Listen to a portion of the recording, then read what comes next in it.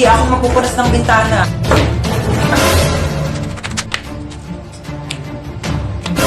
Pati pagpupunas ng bintana, di mo kayang gawin. Maghihintay pa ba ako magpusa ka?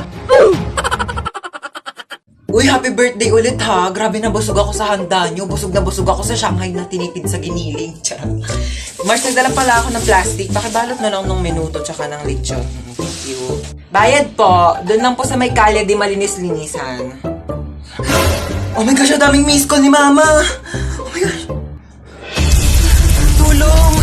Diyos ko, lakas ng apoy. Nasaan na ba yung anak ko? Bakit hindi sumasagot? Diyos ko, lakas ng apoy. Paano ko ba ito papatigilin? Ah! Ma, sumagot ka na. Hello, Ma. Ma, ano nangyayari dyan? Lumaban ka! Lumaban ka! Lumaban ka! Mama, ano nangyayari? Lumaban ka! Ay, andiyan ka pa pala. Oo, nanonood ako ng TV. Ayan, naglalaban-laban sila. Lumaban ka! Ba't ang dami mong miss call, Ma? Oo, miss call. Oo, tinatry ko kasi kung gumagana pa yung Andy Colentes na pinaloadan ko dun kila Bebang. Oo, gumagana pa pala. Naglalag ka ba habang naglalaro ng ML kaya hinampas mo to tsaka binato? Pero naalala mong doon ka nag-online class? Manood ka lang dahil ito ang life hacks para sa'yo. Kumuha ka ng alcohol at bulak, lagyan mo ng alcohol ang bulak at tsaka mo ipahid sa nabasag mong cellphone.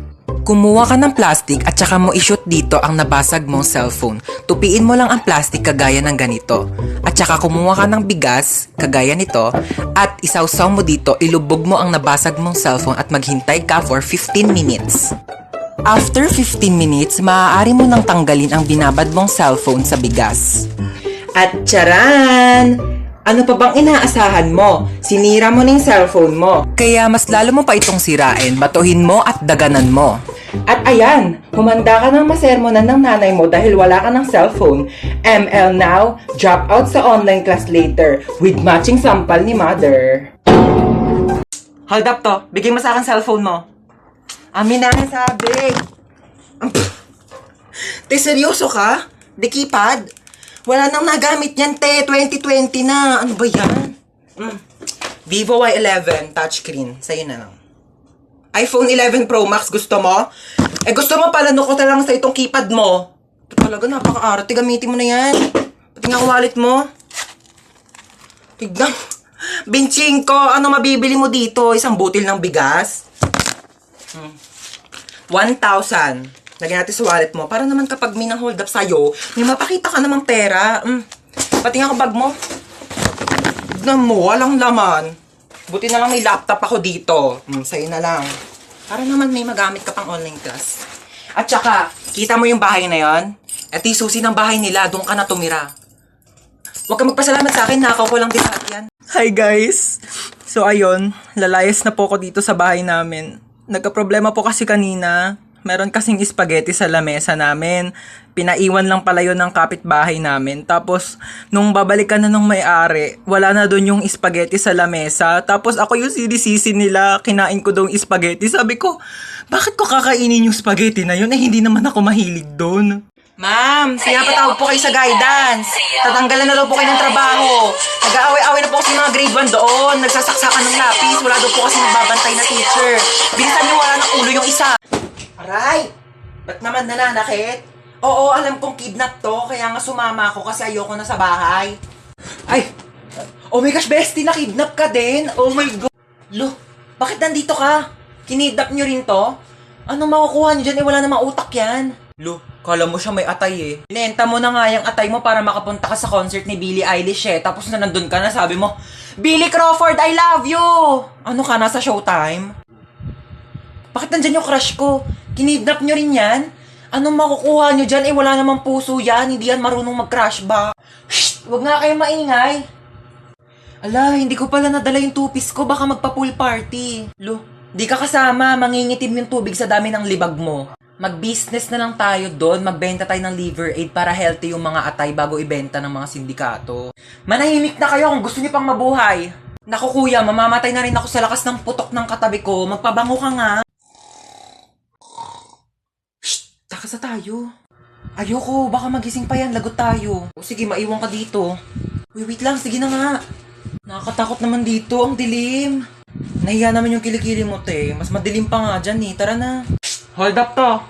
Oh, Hold upper naman ngayon. O kunin mo na tong kasama ko, naiirita na ako sa pagmumukha na ito eh. Umayos kayo, puputokan ko kayo ng barel. Ay, sana all may ipuputok. Sana all ka dyan, ang lakas nga ng putok mo eh, nahiya na yung bulkang taal sa'yo. Yung bulkang taal nga, nanahimik na yung kilikili mo, nanlalaban pa din eh. Kami na yung cellphone mo. Hala, yung cellphone mo, te! Hayaan mo siya, installment lang naman sa home credit yun, tsaka di pa yun bayad. Uy, may dadaan na sasakyan! Kuya, pasakay kami! Uy, kuya, thank you ah. Alam mo ba, tumakas lang kami sa kidnapper at saka may nakasalubong pa kaming hold-upper. Teka, parang familiar yung upuan ko. Oh, andito rin yung mga kasama nating nakidnap. Nakatakas din kayo? Hi guys, welcome back! Ay, hello po, welcome po sa repair shop. Ano po sira niyang cellphone nyo? Nagloloko yung messenger. Patingin nga po ako ng cellphone nyo. Parang wala naman po akong nakikitang problema dito sa messenger nyo. Parang ikaw po yung may problema. Ayaw kaya nilang ka-chat? Tagal mo break time, nagugutom na ako. Hello po, ano po sira ng cellphone nyo? Pinakailaman ng anak nyo, naging Korean yung language. Hindi nyo alam kung paano ibalik. Anong brand nito? Oppo. Oppa na siya ngayon. Ito lang yan, madam. Ayan o. Pindutin mo yung settings, tapos hanapin mo yung airplane mode. Pag nakita mo na yung airplane, pindutin mo yan, sakyan nyo yan, lumipad kayo papuntang Korea. Doon kayo magpaturo. Di ako Korean. Isa pa. Ay, anong sira ng cellphone mo? Naghahang? Nako, madali lang yan. Pindutin mo lang itong lower volume tsaka power button. Ayan, pag namatay na siya, ipalibing mo na condolence. Opo, kayo po yung bumili ng phone dito kahapon. Buong araw na may tumatawag na unknown number. Naku, baka yan yung may-ari ng cellphone na yan. Palitan mo na SIM card yan, nagbebenta kami ng Globe Smart. Ano nangyari dyan sa pasyente? Naputulan ng paa? O sige, ipasok nyo na agad sa emergency room. Operahan na natin yan agad, ha? Oh, ano nangyari sa'yo? Naputulan ka ng paa? Diyos ko! Ipahid mo tong mga to. Inumin mo tong pinakulong oregano. Inumin mo tong efficacent oil. Ipahid mo lang pala yan. Dahon. Eto sukli mo, be. Thank you po. Hala, sobra ng piso yung sukli. Ibalik mo na yung sobrang piso sa tindera. Naku, wag mo nang ibalik yan. Piso na lang naman na yan. Ibabalik mo pa. Alam mo, kahit piso lang yan, malaking bagay na yan sa tindera. Kaya ibalik mo na. Alam mo, kahit saan ka pumunta, may mapupulot kang piso sa daan. Tsaka wag kang magmalinis, kala mo naman hindi ka kumupit ng piso sa nanay mo pagtulog. Okay lang, at least piso lang yung kinupit ko. Ikaw nga nagnakaw ka ng 1 milyon sa bangko para mabili mo si Dua Lipa. Tapos yung dumating sa'yo, si Berta ng Pepito Manaloto. Shh! Manahimik na kayong dalawa, nakapag-desisyon na ako. O ano, ibabalik mo na ba yung piso sa tindera? Hindi niya na yan ibabalik, piso lang naman yan eh.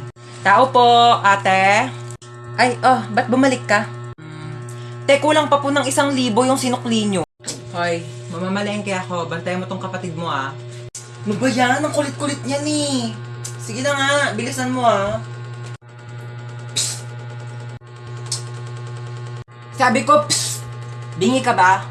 Bakit ba? Laro tayo tago-taguan. Ayoko ng taya-tayaan kasi magaling ka manghabol. Manghabol sa taong di ka naman gusto. Ano ka aso? Ah! Magtago ka na nga. Nandidilim paningin ko sa'yo ah.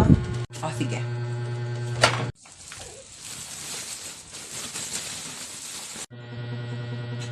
Tao po. Ano po yon? Kunin ko lang yung basura nyo.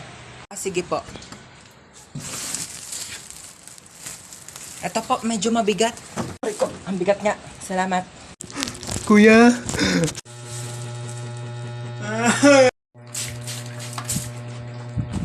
Ayun, buti na lang bukas pa kayo.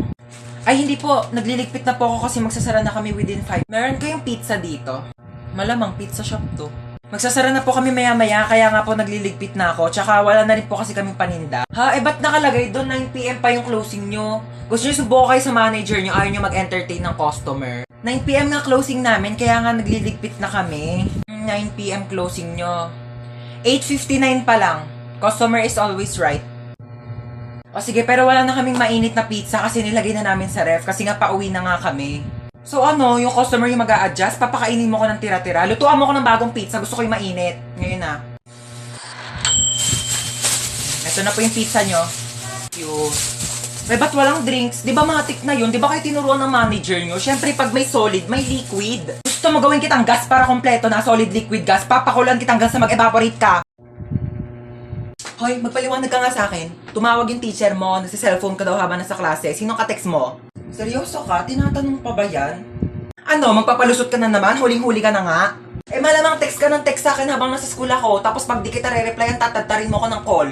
Malamang may karapatan ako i-text yung anak ko para kamustahin yung lagay niya sa school. Hindi pa nga ako nakakaalis ng bahay, nagte-text ka na, tapos di pa ako nakakarating ng school, may text ka na agad. Huwag kang lumayo sa usapan, bakit ka nagse-cellphone sa klase? Eh kasi nga nagte-text ka, kaya re-replyan ko. Ganto na lang, di na lang ako magdadala ng cellphone para di na magsabi yung teacher na nagse-cellphone ako sa klase. Hindi ka magdadala ng cellphone mo, para ano? Para di kita makontak? Tapos ano, magagawa mo na lahat ng gusto mo, magiinuman kayo ng mga kaibigan mo? Sumugot ka! Eh di, magdadala na lang ako ng cellphone, pero wag ka na lang mag-text habang nasa klase ako para di ako sabihan ng teacher na nagse-cellphone sa klase. So ano, tinatanggalan mo na ako ng karapatan maging nanay mo? Hindi na kita pwedeng kontakin, ha? Sinisigawan mo na ako, sinasagot-sagot mo na ako. Ite-text ko na lang sa'yo! Wala, nakalimutan ko kunin yung buy one take one na shampoo doon. Dito ka lang ha, babalik ako agad. Alam mo, huwag ka na umalis. Wala akong pambayad niyan. Ano ka ba? Saglit lang ako. Tsaka tignan mo haba pa ng pila, oh. Ha? Sige na. Ah.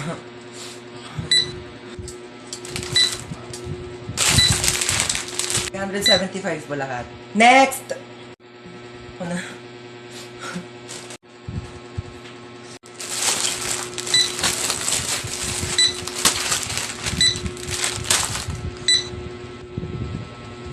Ma. Okay na lahat? Okay na po. Kumuha po kasi si mama ng shampoo. Magkano po yan lahat? 2,750 pesos and 25 cents. Po, 2,700. 25 cents lang po meron ako. Ma.